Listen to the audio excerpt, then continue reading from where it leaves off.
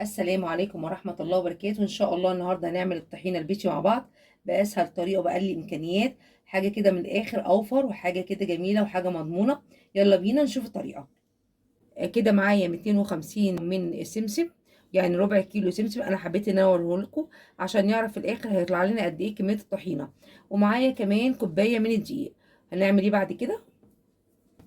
عندي الطاسه بتاعتي سخنه جدا. انا مش بحمص السمسم خالص على البوتاجاز، انا بسخن الطاسه بتاعتي كويس قوي وبحط فيها ربع كيلو السمسم بتاعي وعليه كمان كوبايه الدقيق.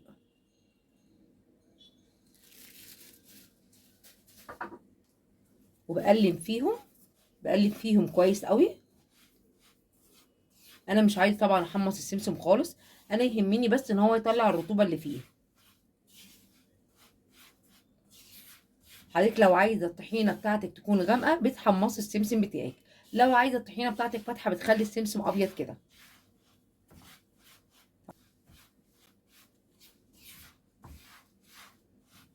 هما دقيقتين بالظبط كده نقلب السمسم بتاعنا، وبعد كده هقول لكم الخطوه التانيه هنعمل فيها ايه. وهنبدا نطحن السمسم والدقيق بتاعنا. الدقيق والسمسم اتطحنوا خالص، لازم يكون المنظر دوت كده، لازم يكون السمسم والدقيق مطحونين كده خالص. دي التركايه الاولانيه لنجاح الطحينه بتاعتك، لازم تكون بالمنظر ده كده عجينه بالمنظر ده.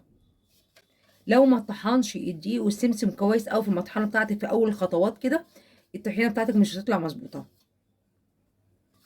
هكمل بقيه الكميه وارجع لحضراتكم. التركايه التانية بتاعتنا عشان الطحينه بتاعتك تطلع زي الجاهزه بالظبط، انا معايا كده كوبايه زيت، هحط نص الكوبايه دي في الخلاط. كده احنا نزلنا نص كميه الزيت وهنضربها كويس قوي في الخلاط لحد لونها ما يتغير.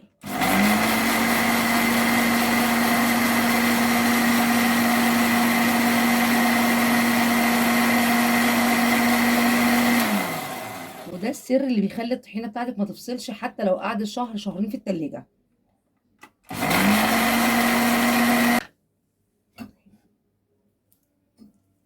هننزل نص كميه السمسم بتاعنا، سمسم والدقيق.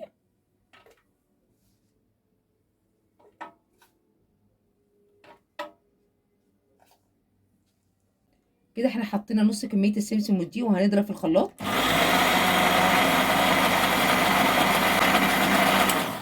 هكمل باقي الكميه. كده ضفنا باقي كميه الدقيق مع السمسم، هنحط بقيه الزيت بتاعنا بالراحه خالص ونشغل الخلاط بتاعنا لحد ما اخلص الكميه بتاعتي كلها. كده كل كميه الطحينه بتاعتنا في الخلاط. كده احنا خلطنا كل كميه الطحينه بتاعتنا، هنشوف هتطلع لنا قد ايه.